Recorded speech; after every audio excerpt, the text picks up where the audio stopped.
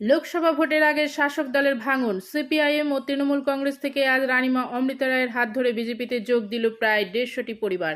নদিয়ার কৃষ্ণনগর ভান্ডারখোলা পঞ্চায়েত থেকে বিভিন্ন এলাকাতে জনসংযোগ ও নির্বাচনী প্রচার সারলেন রানিমা অমৃতা রায় এবং তিনি হরনগর এলাকায় বক্তব্য রাখলেন যে দীর্ঘদিন ধরে মাটি কাটা হচ্ছে অবৈধভাবে, সেটি বন্ধ করব।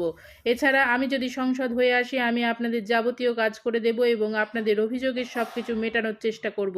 এই রকমই মন্তব্য করতে দেখা গেল তাকে। এরপরে ভান্ডারখোলা এলাকায় বিজেপির প্রার্থী অমৃতা রায় প্রচারে গেলে তার হাত ধরে সিপিএম এবং তৃণমূল কংগ্রেস থেকে প্রায় 150 জন পরিবার সহ বিজেপি পার্টিতে যোগদান করেন।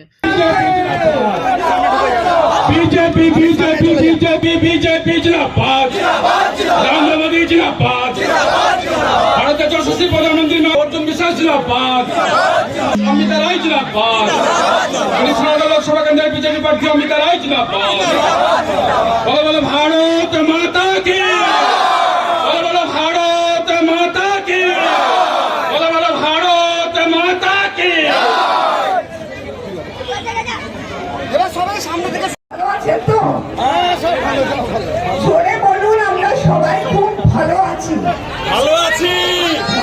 কারণ একটা লড়াই আছে এবং সেই লড়াইটা হচ্ছে দুর্নীতির বিরুদ্ধে লড়াই। আমার কথা হচ্ছে যে অনেকেই বঞ্চিত আছি আমরা। আমার উদ্দেশ্য হচ্ছে সবাইকে একটা পরিবেশ সমাজ উপহার দেওয়া মোদিজির হাত ধরে। তো মোদিজি আমাকে ফোন করে বলেছিলেন আমার প্রচার কিরম চলছে, তো আমি সেটাতে আজকেও মনে করছি যে আমার পাশে এতগুলো ভাই বোন বাবা মা সবাই রয়েছে, তো আমার প্রচার খুব ভালোই চলছে এবং আমার সঙ্গে সবাই আছেন তো।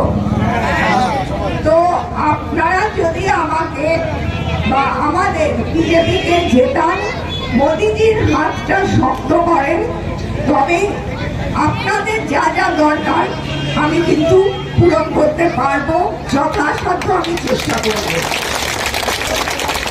আর আপনাদের সঙ্গে আজ পরিচিতি করলাম, আর একদিন আসবো সবার সঙ্গে কথা বলতে।